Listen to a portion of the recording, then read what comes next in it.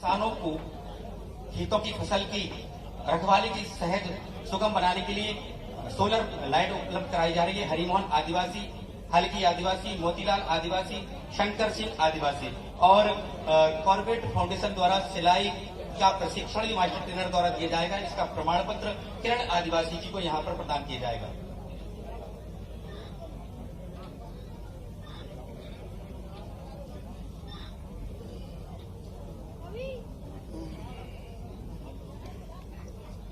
हम विनम्र आग्रह करेंगे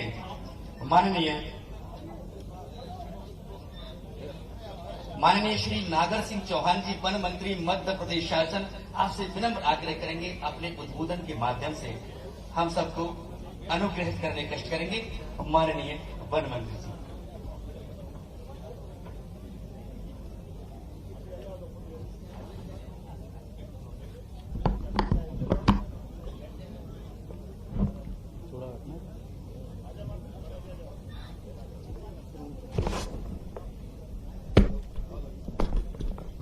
हेलो, बोले भारत माता की, भारत माता की। आज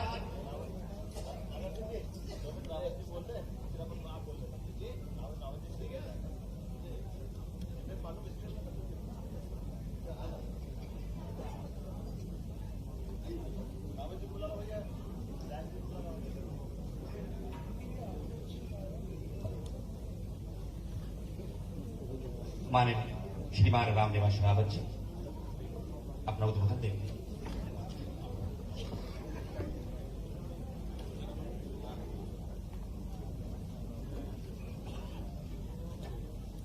आज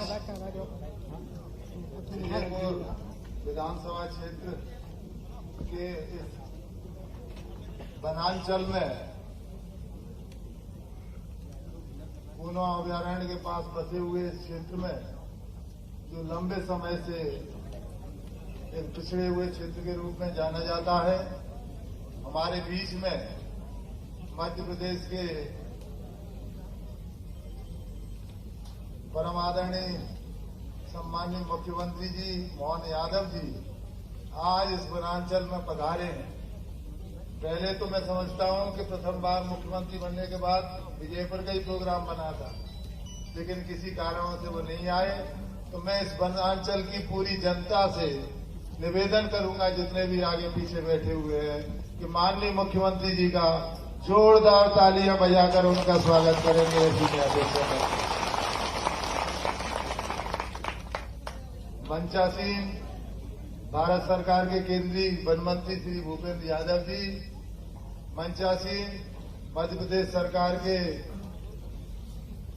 वन मंत्री आदरणीय नागर साहब, सम्माननीय श्योपुर के विधायक बाबू जंडेल जी, पूर्व विधायक, जिला पंचायत अध्यक्ष, जनपद अध्यक्ष और मंचासीन उपस्थित समाज सम्मानित साथियों, मैं माननीय मुख्यमंत्री जी एक निवेदन करना चाहूंगा।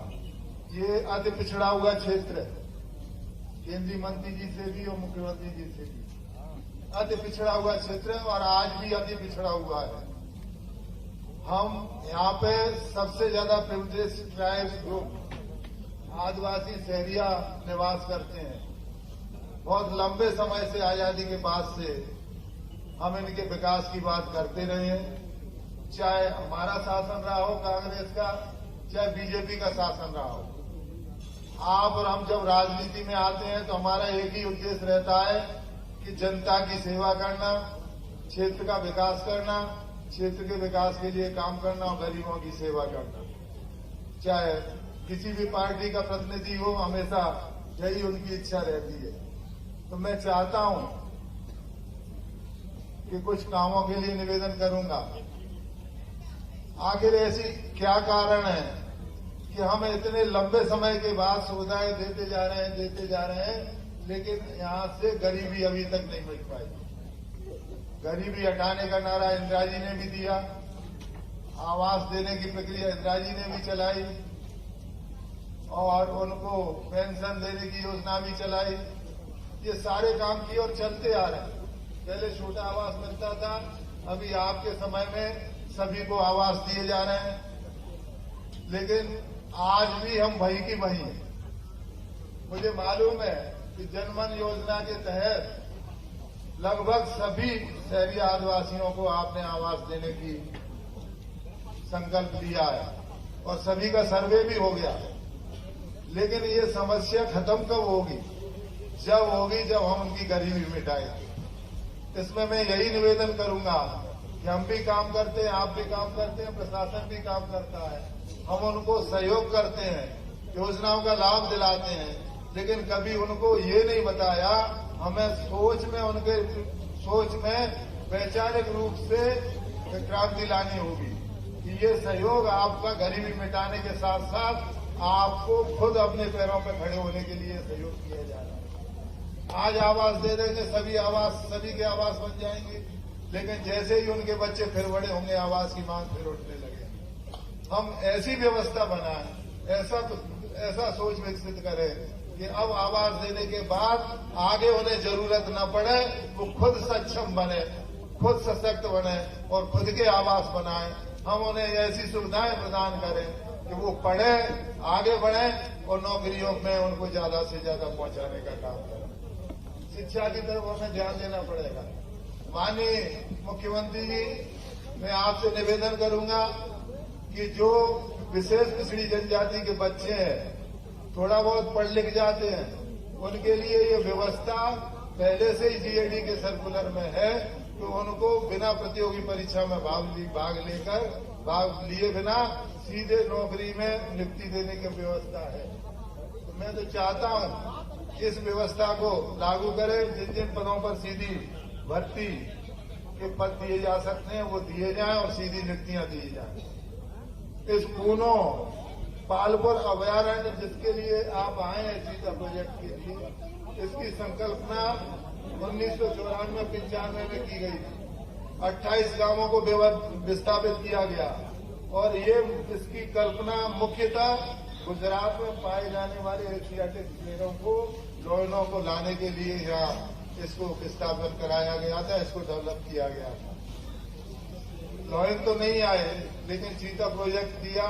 हमें खुशी है, अगर वो लोयन आते तो और अच्छा होता। हम चाहेंगे कि आप इसको आगे बढ़ाने में सहयोग करेंगे।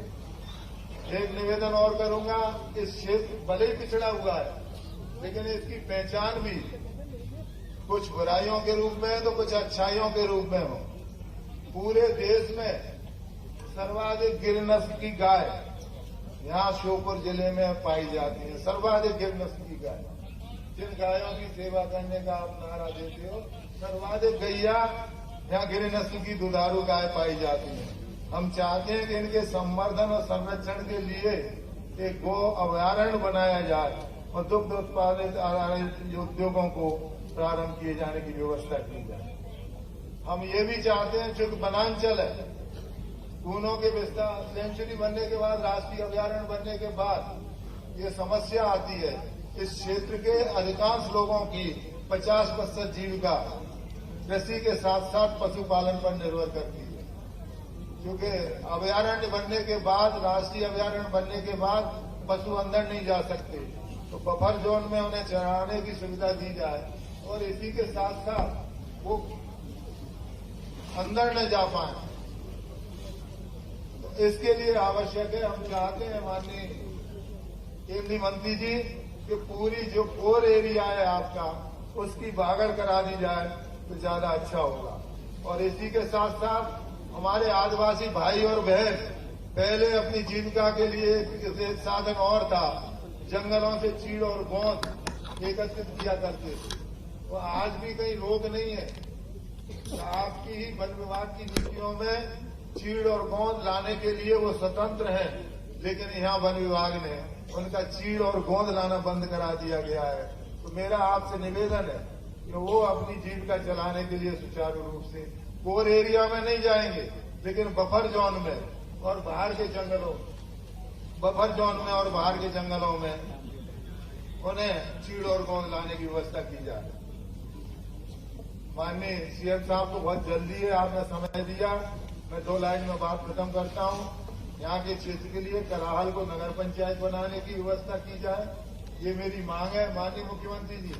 और इसी के साथ साथ यहाँ पर चूंकि अब अभयारण्य भी बन गया है और पिछड़ा हुआ क्षेत्र है, तो एक प्राथमिक स्वास्थ्य केंद्र खोलने की यहाँ शेषपुरा में आप घोषणा करेंगे तो काफी अच्छा होगा। आपने और यहाँ के जो वनग्राम है वहाँ पर आवास के लिए पट्टे नहीं दे पा रहे हैं, तो वनग्रामों को राजस्व ग्राम में घोषित कराने की व्यवस्था करें, ऐसी मैं अपेक्षा करता हूँ। और इसी के साथ साथ यहाँ इस क्षेत्र में भील बुलाला और पटेलिया जाति के भी आदिवासी रहते हैं, ये सब बाहर से माइग्रेट होके आए हैं, इस कारण से इनके बच्चों को सर्टिफिकेट नहीं बन पा रहे हैं एसटी के। ऐसी व्यवस्था बनाई है, बड़ी दुर्भाग्य की बात है। एसटी के होने के बाद भी उनके सर्टिफिकेट नहीं बन पा रहे हैं, तो इसके लिए भी ये व्यवस्था कराए। और सिंचाई सुविधा के विस्तार के लिए कूनो फर्स्ट और कूनो सेकेंड ये इसका सर्वे हो चुका है, इसको स्वीकृत कराने की व्यवस्था कराए। और इसी के साथ साथ मैं निवेदन करूंगा माननीय मुख्यमंत्री जी, प्रशासन उसी तरह से चलेगा जैसा आप चाहोगे। प्रशासन कैसे काम करेगा, मैंने जो कहा, गरीबी तब तक नहीं मिटेगी जब तक प्रशासन मिटाने का संकल्प नहीं लेगा। प्रशासन जिस तरह से चाहेगा, आप चाहोगे उस तरह से चलेगा। मैं यही निवेदन करूंगा, अभी आपकी कूनो में मीटिंग हुई, सेंचुरी के संबंध में, चीता प्रोजेक्ट के संबंध में चर्चा हुई आपकी। मुझे बड़ा खेद है कि वहां विभाग द्वारा प्रोटोकॉल का पालन नहीं किया गया। हो सकता है कि अभी के अधिकारियों की ज्यादा प्रतिबद्धता हो मुझसे, मैं रात दिन यहाँ रहता हूँ लोगों के बीच में, कम से कम प्रोटोकॉल के नाते, चलो कुछ नहीं कहूंगा, आप मना कर रहे हैं तो कुछ नहीं कहूंगा, लेकिन प्रोटोकॉल का ध्यान रखें। राजनीतिक प्रतिद्वंदता या राजनीतिक वैचारिक मतभेद हो सकते हैं, लेकिन विकास के मामले में आप और हम एक हैं, कर्म के मामले में आप और हम एक हैं। हमारा हमेशा उद्देश्य रहता है कि गरीबों की आंखों से आंसू पहुंच सके और उनके चेहरे पर खुशियां ला सकें। इसी के साथ साथ मैं आपको धन्यवाद देता हूं, आप इस वनांचल में आए, और मैं पुनः अपने इस क्षेत्र की जनता से निवेदन करूंगा कि माननीय मुख्यमंत्री जी जो हमारे पिछड़े वर्ग से हैं, उनको एक बार पुनः स्वागत के लिए सभी लोगों से अनुरोध करूंगा कि जोरदार तालियों के साथ इस वनांचल में हम उनका स्वागत करते हैं।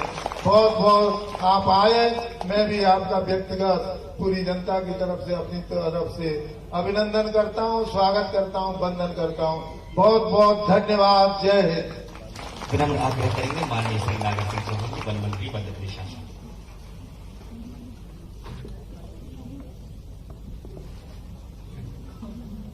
आज कूनो नेशनल अभयारण्य में चीता मित्र को साइकिल वितरण समारोह में मध्य प्रदेश शासन के लोकप्रिय मुख्यमंत्री आदरणीय डॉक्टर मोहन यादव जी, भारत सरकार के केंद्रीय मंत्री आदरणीय भूपेंद्र सिंह जी यादव जी,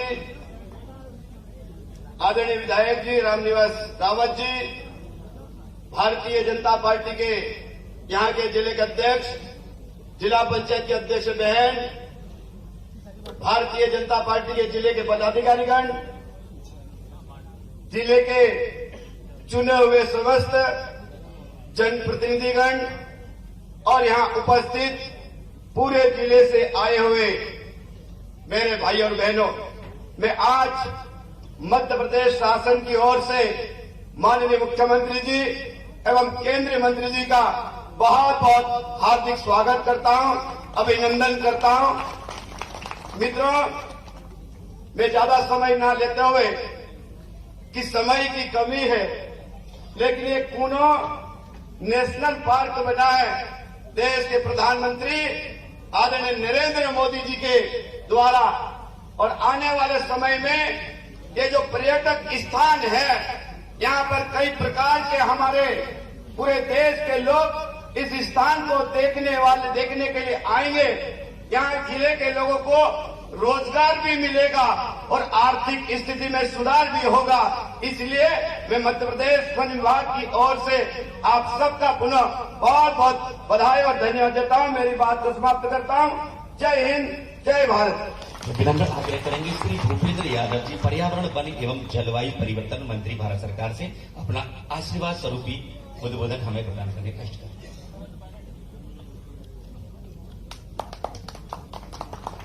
आज के चीता प्रोजेक्ट रिव्यू के इस कार्यक्रम में मंच पर उपस्थित मध्य प्रदेश के सम्मानीय मुख्यमंत्री डॉक्टर मोहन यादव जी, हमारे मध्य प्रदेश के वन मंत्री सम्मान्य नागर जी, मंच पर उपस्थित विधायकगण, पूर्व विधायकगण, भारतीय जनता पार्टी के पदाधिकारीगण, यहां के जिला पंचायत के प्रमुख और सदस्य और मेरे सामने उपस्थित भाई और बहन, सबसे पहले तो मैं कूनो श्योपुर के सभी ग्रामवासियों को बधाई देना चाहता हूं, आपका अभिनंदन भी करना चाहता हूं कि आप लोगों ने पिछले 2 वर्षों में जिस प्रकार से हमारे चीता प्रोजेक्ट का हर तरीके से जो समर्थन किया, उसका परिणाम है कि ये प्रोजेक्ट आज अपनी सही दिशा को पकड़ने लगा है। इसके बधाई के सचमुच पात्र आप हैं। मैं जब यहां के फॉरेस्ट ऑफिसर से पूछता हूं, गार्ड और रेंजर से पूछता हूं, कोई चीते यहां से क्षेत्र से बाहर भी चले जाते हैं, तो यहां के ग्रामवासी बधाई के पात्र हैं कि फॉरेस्ट विभाग को सूचना देते हैं और एक सकारात्मक रुख अपनाते हैं। यहां के चीता मित्र नहीं है, चीता परम मित्र है। आप सबको मेरी तरफ से बहुत बहुत दुनिया भर में प्रोजेक्ट चीता अपने आप में एक पहला प्रोजेक्ट है जिसमें हमने वाइल्ड लाइफ के इस कार्यक्रम को इंटर ट्रांसलोकेशन के अंतर महाद्वीपीय हमने इसको विस्तार को बढ़ाया है। शुरू में जो यहां पर चीता आए, उनके यहां के मौसम को अडॉप्ट करने के लिए उस हिसाब से अपने आप को, अपने शरीर का जो भी विषय होता है, यहाँ का प्रे है, बाकी विषयों को अडॉप्ट करने में एक समय लगता है। जितनी प्रोजेक्ट को आशंका थी उससे ज्यादा अच्छे तरीके से इसको आगे किया जा रहा है। और मैं तो बड़ी विनम्रता के साथ बताना चाहता हूं कि हम 20 चीता लेके आए थे, कुछ हमने खोए हैं, लेकिन आज कूनो में 21 चीता उपलब्ध है और लगातार यहां पर भ्रमण कर रहे हैं। माननीय मुख्यमंत्री जी यहां पर आए, मैं उनका आभार व्यक्त करना चाहता हूं क्योंकि उनके नेतृत्व में इस प्रोजेक्ट का पूरा रिव्यू होना चाहिए और आज एक पूरा रिव्यू भी हुआ है।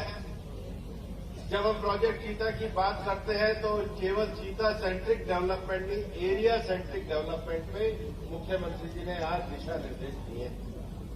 एरिया सेंट्रिक डेवलपमेंट का अर्थ है कि क्षेत्र में इंफ्रास्ट्रक्चर की वृद्धि हो, क्षेत्र में पब्लिक यूटिलिटी सर्विसेज की वृद्धि हो, क्षेत्र में स्किल डेवलपमेंट का कार्य हो, क्षेत्र में स्वनिधि, विश्वकर्मा, मुद्रा योजना जैसी योजनाओं के माध्यम से स्वरोजगार के लिए सेल्फ फाइनेंसिंग हो, क्षेत्र में एडमिनिस्ट्रेटिव ढांचा हो, क्षेत्र में जो 40 से ज्यादा ऑक्यूपेशन किसी भी क्षेत्र के इको टूरिज्म के लिए होते हैं, उन सबका विकास करने की बात आज मुख्यमंत्री जी ने कही। इस देश में गरीबी को हटाने की बात तो आजादी के समय से चली, लेकिन गरीबी क्यों नहीं हटी? हमारे पूर्व प्रधानमंत्री कहते रहे कि 100 में से 85 रुपया तो रुक जाता है। ये प्रधानमंत्री नरेंद्र मोदी जी की सरकार है जिन्होंने 100 के 100 रुपया गरीबों को पहुंचाने का काम किया। और इसलिए आजादी के बाद ये पिछले 10 साल हिंदुस्तान में ऐसे हैं जिसमें 15.5 करोड़ लोग गरीबी की रेखा से बाहर निकले हैं, क्योंकि मोदी है तो मुमकिन है और मोदी की ही गारंटी से देश आगे बढ़ता है। और आज मध्य प्रदेश की जनता का हम हृदय से आभार व्यक्त करना चाहते हैं कि पिछले विधानसभा चुनाव में आपने जो अपना आशीर्वाद दिया है, उस आशीर्वाद के कारण हम मध्य प्रदेश को विकास के रास्ते पे आगे बढ़ाने के लिए प्रतिबद्ध हैं। और हमारे विकास का जो एक बड़ा प्रोजेक्ट है वो कूनो श्योपुर का चीता प्रोजेक्ट है। यहाँ की लघु और दीर्घकालिक दोनों ही योजनाओं पे विस्तार से चर्चा हुई है। माननीय मुख्यमंत्री जी को भोपाल निकलना है, इसलिए मैं ज्यादा समय नहीं लूंगा, लेकिन ये मैं विश्वास करता हूं कि आज जो उनके नेतृत्व में निर्णय हुए हैं उसके कारण चीता प्रोजेक्ट दुनिया भर में कूनो आकर्षण का केंद्र बढ़ेगा। मैं वन अधिकारियों से पूछ रहा था, पिछले साल तक 2000 टूरिस्ट ही आया करते थे, अभी 4 गुना वृद्धि हुई है 8000 की। पड़ोस में सवाई माधोपुर में 2 लाख आते हैं। वो संभावना अपने पास कूनो में भी है और कूनो के इंफ्रास्ट्रक्चर की भी है। मैं विश्वास करता हूं अब उसी स्तर का विकास इस क्षेत्र का करेंगे। बहुत बहुत धन्यवाद। जय हिंद, जय भारत। हेलो, पूरे सम्मान, जोश और उमंग के साथ आमंत्रित करेंगे बाबा महाकाल लाडले और हम सब के प्यारे मुख्यमंत्री। तालियां मिलकर बजाएंगे, सब मंच पर आमंत्रित करेंगे माननीय मुख्यमंत्री डॉक्टर मोहन यादव जी हमें आशीर्वाद स्वरूप उद्बोधन प्रदान करने तक करें। जोरदार तालियां स्वागत करें। बोले भारत माता की। इधर इधर के कंपटीशन कराता हूं, देखे कौन जोर से बोलता है। बोले भारत माता की, भारत माता की। आज के हमारे अपने इस कार्यक्रम के लिए खास तौर पे दिल्ली से चल के आए और भारत सरकार के यशस्वी केंद्रीय श्रम रोजगार पर्यावरण मंत्री माननीय भूपेंद्र यादव जी के लिए करतल ध्वनि से अभिनंदन करो, जिनने पूरा इस प्रोजेक्ट के लिए समय भी दिया और मेरे से पहले पहुंचे। मैं थोड़ा माफी चाहता हूं माननीय भूपेंद्र जी, मैं आने के लिए ही हूं, लेकिन थोड़ा हमारा सीहोर का कार्यक्रम थोड़ा सा लेट हुआ और संयोग से गवर्नर साहब ने भी एक साथ कार्यक्रम रख लिया, तो आपको भी बाहर उड़ाना पड़ा, इसलिए मेरे को बड़ा कष्ट अंदर से है। मैं उम्मीद करता हूं कि आपका प्रेम ये बरकरार रहिएगा, छोटी मोटी असुविधा होगी तो माफ करिएगा, लेकिन हम सब मिलकर के जो बड़े काम के लिए लगे, मंच पर विराजमान मेरे साथ हमारे कैबिनेट के मंत्री नागर सिंह चौहान जी के लिए अभिनंदन करें। इस पूरे वन क्षेत्र के, पर्यावरण के, अनुसूचित जाति क्षेत्र के बहुत लोकप्रिय मंत्री हैं। हमारे क्षेत्र पे मंच पर विराजमान तुरसन बरैया जी है क्या, तुरसन जी के लिए जोरदार अभिनंदन करें। आप शहरी विकास अभिकरण के अध्यक्ष हैं। यहाँ के लोकप्रिय विधायक रामनिवास रावत जी मेरे अभिन्न मित्र है, रावत साहब के लिए अभिनंदन, जोरदार अभिनंदन करो रावत जी के लिए। और बाबू सिंह जंडेल जी, कहाँ है जंडेल जी, आपका भी अभिनंदन। जंडेल जी हमारे श्योपुर के विधायक हैं। श्रीमती कुट्टीबाई जिला पंचायत की अध्यक्षा, श्रीमती रेणु सुजीत गर्ग नगर पालिका श्योपुर के अध्यक्ष, श्री कमलेश कुशवाहा जी नगर पालिका विजयपुर के अध्यक्ष, श्री भरोशीबाई सुमन नगर परिषद बड़ौदा के अध्यक्ष, श्रीमती रीना मीना जनपद श्योपुर के अध्यक्ष है क्या मंच पर,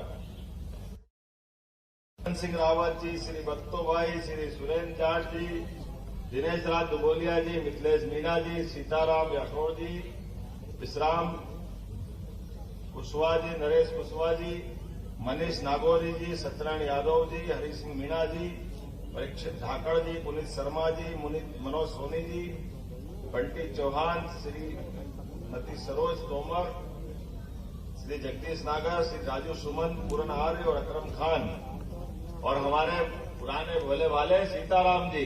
जोरदार सीताराम जी के लिए तालियां बजाएं। आपने इस पूरे क्षेत्र में आज का दिन ये खास करके, वैसे तो लगातार यशस्वी प्रधानमंत्री नरेंद्र मोदी जी और भूपेंद्र यादव जी के लिए अभिनंदन करिए।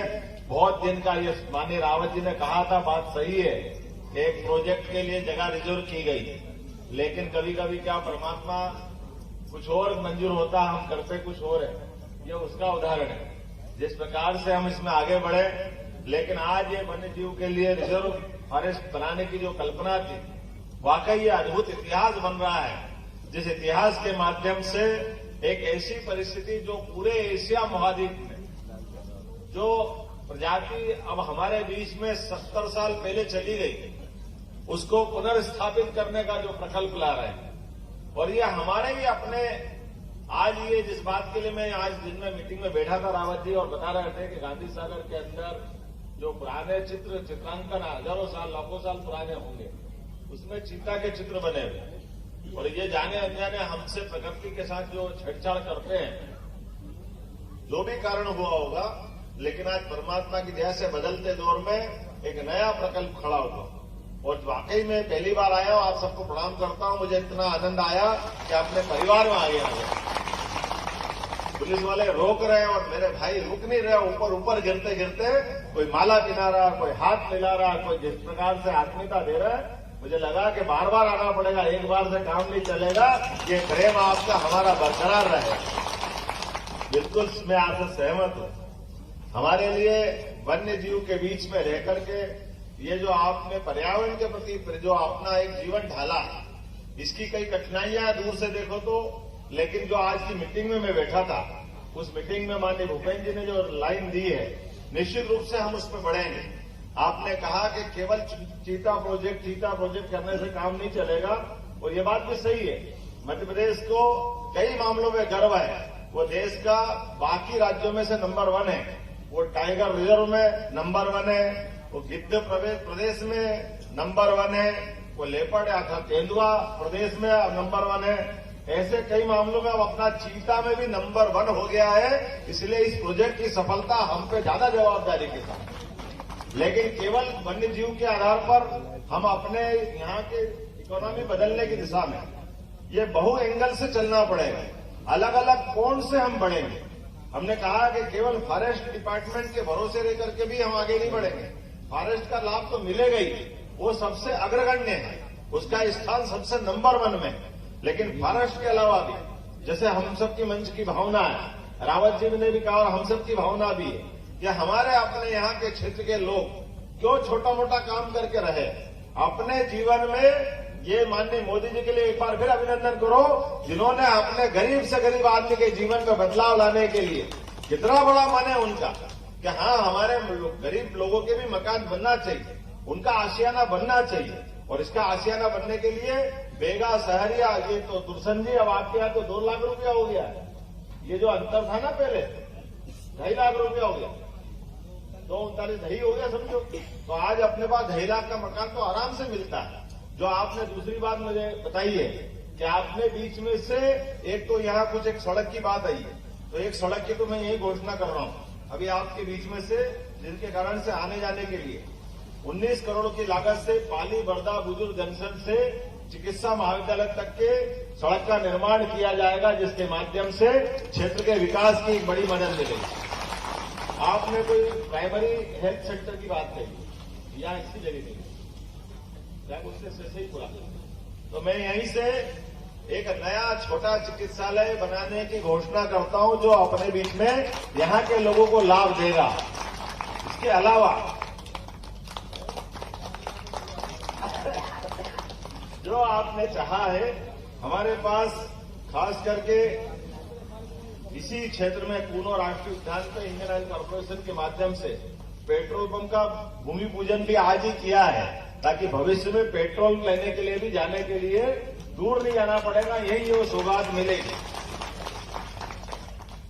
मुझे ध्यान में आया कि लगभग कितने मित्रों को साइकिल दे रहे हैं यहाँ पे 350 किस किस को मिल रही है साइकिल, किस किस को मिल रही है? ये क्या बात है, जोरदार ताली बजाओ। 350 साइकिल की सौगात यहाँ दी जा रही है। ये अपने क्षेत्र के अंदर अपने जीवन में भी बदलाव लाएगी और भविष्य में उम्मीद करेंगे आपको मोटरसाइकिल मिले। चिंता मत करो, आप अपने काम धंधे इतने खुलेंगे कि हमारे लोग आज मोटरसाइकिल चलाए, कल मोटरसाइकिल चलाए। आज अपने क्षेत्र के अंदर विकास के मामले में जितने प्रकार के भी यहाँ रोजगार के संसाधन हैं, प्रत्येक क्षेत्र को जोड़कर के सरकार के सभी विभागों का तालमेल मिलाते हुए यहाँ भविष्य में न केवल हमारे पर्यटन के केंद्र के नाते से इसको जाना जाए, बल्कि पर्यटन केंद्र के अलावा भी कई सारे विभाग ऐसे हैं जहां पर रोजगार भी मिलता है और बाकी क्षेत्र को बदलने के लिए बड़ी वो भूमिका अदा करते हैं। तो सम्मिलित रूप से कई विभागों को लेकर के बैठेंगे और इस पूरे क्षेत्र के विकास की बात करेंगे। आज तो थोड़ा समय कम पड़ा है, मैंने कोशिश की थी जल्दी से जल्दी आने की, लेकिन फिर भी एक 37 करोड़ की लागत से कूनों पे नदी का पुल और 7 करोड़ की लागत से नल जल योजना का यहीं पर हमने आज भूमि पूजन किया है। ये बड़ी सौगात भी क्षेत्र को मिलने जा रही है, जिसका लाभ आपके क्षेत्र को मिलेगा। आपने कहा कि वन ग्राम और राजस्व ग्राम के बीच में इसका कोई रास्ता निकालेंगे।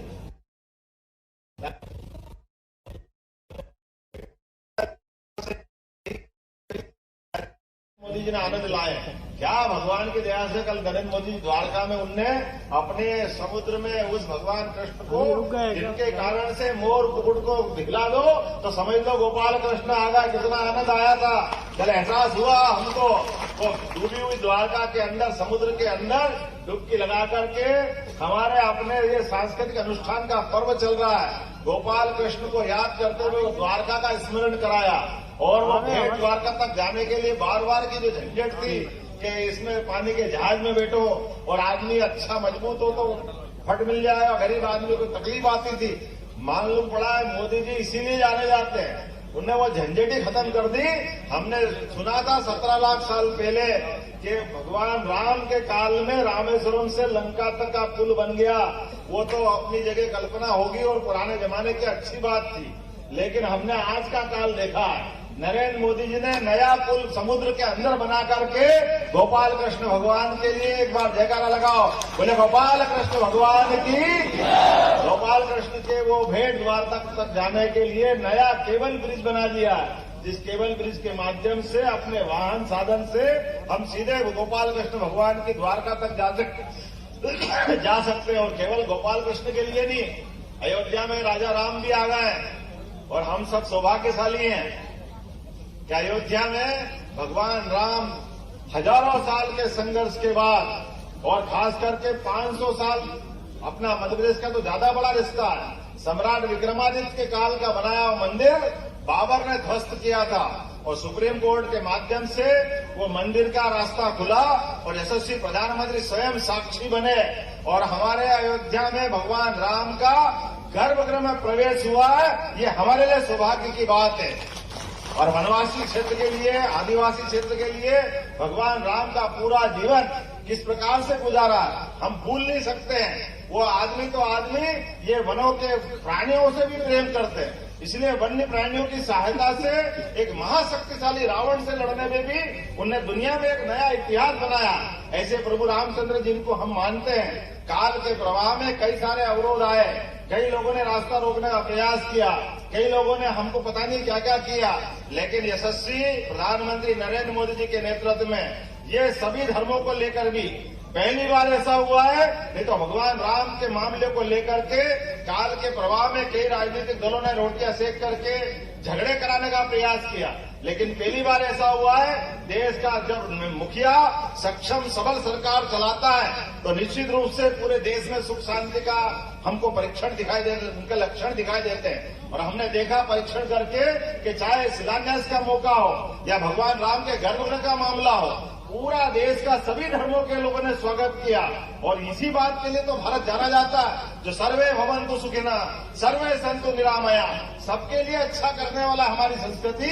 ऐसे उदात्त उदाहरण को यशस्वी प्रधानमंत्री के नेतृत्व में हम लगातार महसूस करते रहेंगे। और फिर एक बार बहुत बहुत धन्यवाद। भारत माता की जय।